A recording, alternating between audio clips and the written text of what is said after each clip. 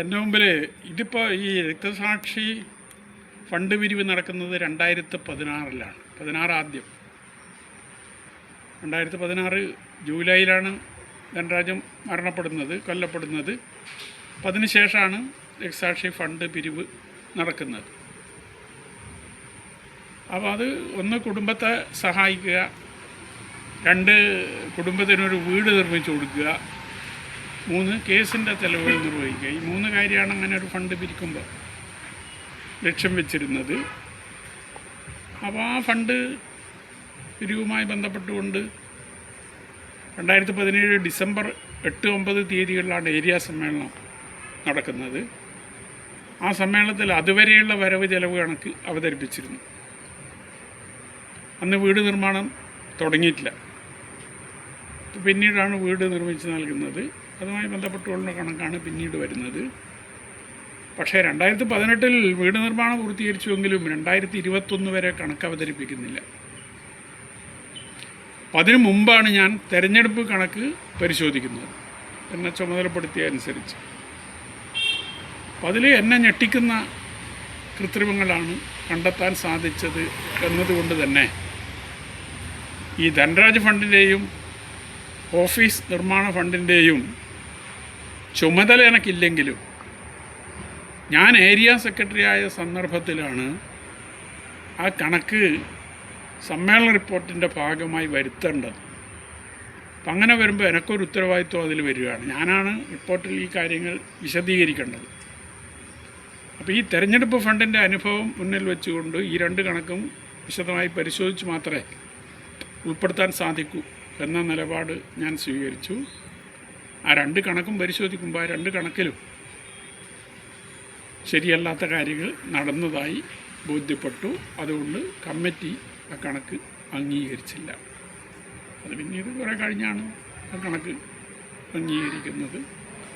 അത് ജില്ലാ കമ്മിറ്റി അടിച്ചേൽപ്പിച്ചതാണ് എന്ന് പിന്നീട് മനസ്സിലായിട്ടുള്ള കാര്യമാണ്. ഈ ഇലക്ഷൻ ഫണ്ടിലാണ് കുഞ്ഞിച്ചേട്ടൻ പറഞ്ഞിട്ടുള്ള ഒരു കെട്ടിട നിർമ്മാണം 70 ലക്ഷം രൂപയുടെ ഒരു മിസ്സിംഗ് ഉള്ളത്. 70 ലക്ഷം കെട്ടിട നിർമ്മാണ ഫണ്ടുമായി ബന്ധപ്പെട്ടിട്ടാണ്. ആ കെട്ടിട നിർമ്മാണത്തിന് ഫണ്ട് തികയാതെ വന്നപ്പോൾ ധനരാജ് ഫണ്ടിൽ നിന്ന് 35 ലക്ഷം രൂപ വകമാറ്റി എന്ന് ഇവർ വെച്ച കണക്കിലുണ്ട്. അപ്പോൾ ഒന്ന് ഈ ധനരാജ് ഒന്ന് പ്രത്യേകിച്ച് രക്തസാക്ഷി ഫണ്ട് അതിൽ നിന്ന് ഈ കെട്ടിട നിർമ്മാണത്തിന് വേണ്ടി വകമാറ്റി ഉപയോഗിക്കണമെങ്കിൽ എപ്പോഴെങ്കിലും ഏരിയ കമ്മിറ്റിയിൽ ആ കാര്യം പറയുകയും ഏരിയ കമ്മിറ്റി ചർച്ച ചെയ്ത് അംഗീകരിക്കുകയും ചെയ്യേണ്ടതുണ്ട്. ഒരിക്കൽ പോലും ഏരിയ കമ്മിറ്റിയിൽ ഇങ്ങനെ ഒരു ഫണ്ട് വകമാറ്റേണ്ടെന്ന കാര്യം പറഞ്ഞിരുന്നില്ല. ഏരിയ കമ്മിറ്റി ചർച്ച ചെയ്തിരുന്നില്ല, തീരുമാനിച്ചിരുന്നില്ല. അതൊരു കാര്യം.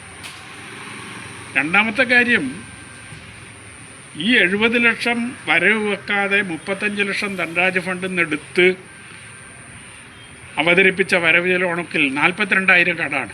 വെറും 42,000 രൂപ കടാണ് അവരവതരിപ്പിച്ച കണക്ക്. ഈ 70 ലക്ഷം വരവ് വന്നാൽ 35 ലക്ഷം ധനരാജ് ഫണ്ടിൽ നിന്ന് എടുക്കേണ്ട കാര്യമില്ല.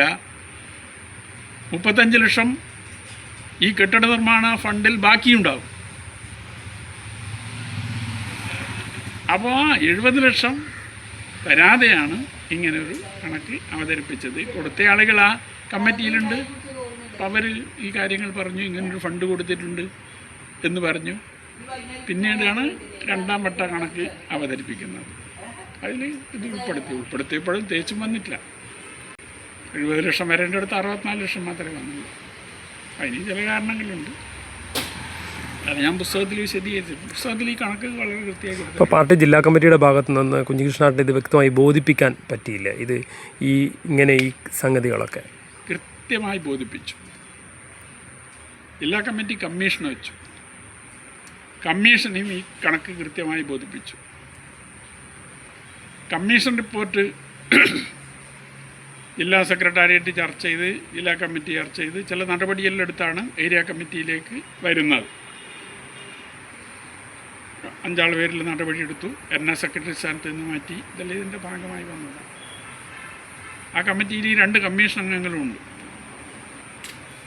അവരോട് ഒട്ടേറെ ചോദ്യങ്ങൾ ഞാൻ ആ കമ്മിറ്റിയിൽ ഉന്നയിച്ചു. ഒരക്ഷരം മറുപടി പറയാം അവർക്കുണ്ടായിരുന്നില്ല. ഒരു മറുപടിയും അവർക്ക് പറയാൻ സാധിച്ചിരുന്നില്ല. ഈ രക്തസാക്ഷി ഫണ്ടുമായി ബന്ധപ്പെട്ടുകൊണ്ട് ഈ വീട് നിർമ്മാണത്തിന് 34,5 ലക്ഷം ചിലവായി എന്നുള്ളതാണ് ഇവരെ കണക്ക്, അവതരിപ്പിച്ച കണക്ക്.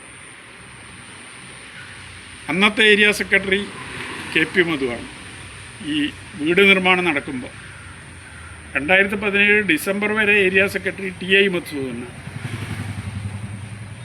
അപ്പോൾ ഈ വീട് നിർമ്മാണത്തിൻ്റെ കാശ് കൊടുക്കണമെന്ന സന്ദർഭത്തിൽ KP മധുവാണ് സെക്രട്ടറി. KP മധുവോട് ഞാൻ ഫോണിൽ വിളിച്ച് അന്വേഷിച്ചു, ഇങ്ങനെ സമ്മേളനത്തിൽ കണക്ക് വെക്കണം, അപ്പോൾ ആ വീടിന് എത്രയാണ് കൊടുത്തത് എന്ന് ചോദിച്ചപ്പോൾ എന്നോട് പറഞ്ഞത് 30 ലക്ഷം റുപ്യ കൊടുത്തു എന്നതാണ്. 34,5 ലക്ഷമാണ് ഇവർ അവതരിപ്പിച്ച കണക്ക്.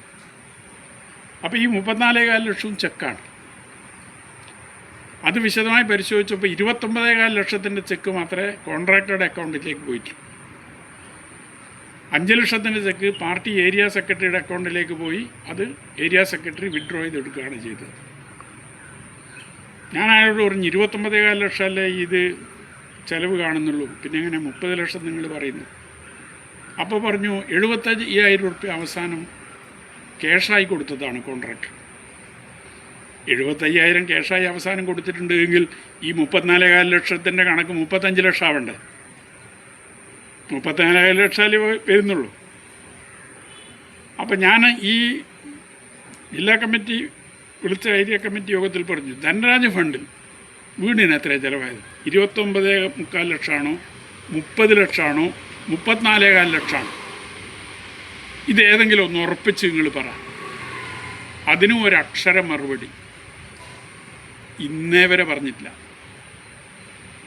കമ്മീഷൻ വെക്കുന്നത് എന്തിനാണെന്നുള്ളത് ഇപ്പം എനിക്ക് ബോധ്യപ്പെട്ടിട്ടുണ്ട്.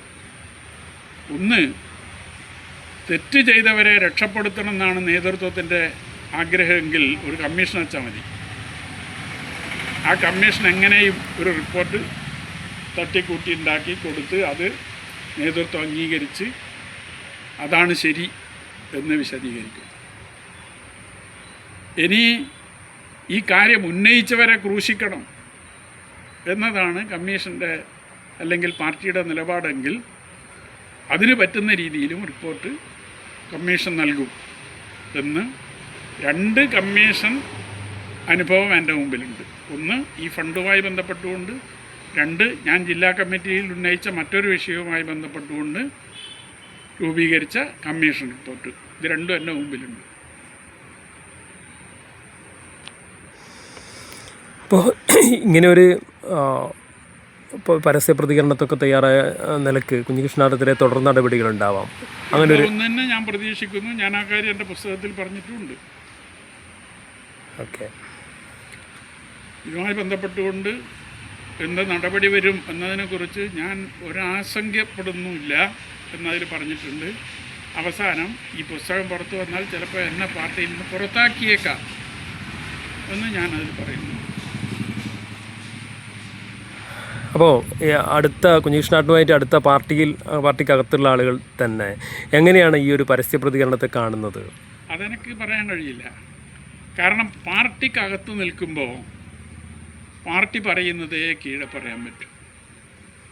അത് ഞാനും അനുഭവിച്ചത്. ഇപ്പോൾ സാമ്പത്തിക ക്രമക്കേടുമായി ബന്ധപ്പെട്ടുകൊണ്ട് സംസ്ഥാനത്തിൻ്റെ പല ഭാഗത്തും പല വിഷയങ്ങളും മുമ്പുണ്ടായിട്ടുണ്ട്. അതൊന്നും എനിക്ക് നേരിട്ട് അനുഭവമുള്ളതല്ല.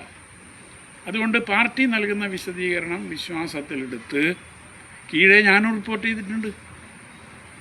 പക്ഷേ ഇത് എനിക്ക് നേരിട്ട് അനുഭവമുള്ളതാണ്. ഞാൻ ഈ കണക്കെല്ലാം വളരെ കൃത്യമായി പരിശോധിച്ച ഒരാളാണ്. എൻ്റെ മുമ്പിൽ കള്ളക്കണക്ക് അവതരിപ്പിക്കുമ്പോൾ അതെങ്ങനെ വിശ്വസിച്ച് പോകാൻ എനക്കാവും? പാർട്ടി കമ്മിറ്റിയിൽ ആ നിലയിലുള്ള ആളുകളെല്ലാം ഉണ്ട്. പക്ഷേ അവർ പാർട്ടി കമ്മിറ്റിയിൽ തുടരുന്നിടത്തോളം കാലം സത്യം അവർക്ക് പുറത്ത് പറയാൻ പറ്റില്ല. അത് ഈ പാർട്ടിയുടെ ഒരു രീതിയാണ്.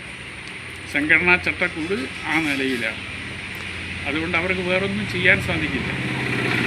എന്തായാലും കുഞ്ഞികൃഷ്ണനെ അഥവാ ചട്ടക്കൂട്ടിന് പുറത്തു വരേണ്ടി വന്നാലും സധൈര്യം നേരിടും എന്നുള്ള രീതിയിലാണ് ഇങ്ങനെ ഒരു. അതെ. കാരണം ഇത് ഈ പാർട്ടി നശിക്കരുത് എന്നുള്ള ആഗ്രഹമാണ് എനിക്കുള്ളത്. ഈ പാർട്ടി നശിക്കാതിരിക്കണമെങ്കിൽ എവിടെയെങ്കിലും വെച്ച് തെറ്റ് തിരുത്തിക്കണം. ഉന്നയിച്ച് തിരുത്താൻ നേതൃത്വം തയ്യാറാകാതിരിക്കുമ്പോൾ ജനങ്ങളോട് പറയല്ലാതെ വേറെ മാർഗമില്ല. ജനങ്ങൾ തിരുത്തൽ ശക്തിയായി മാറുക എന്നുള്ളത് മാത്രമേ മാർഗമുള്ളൂ. ആ നിലയിലേക്കാണ് ഇതിനെ ഞാൻ കാണുന്നത്.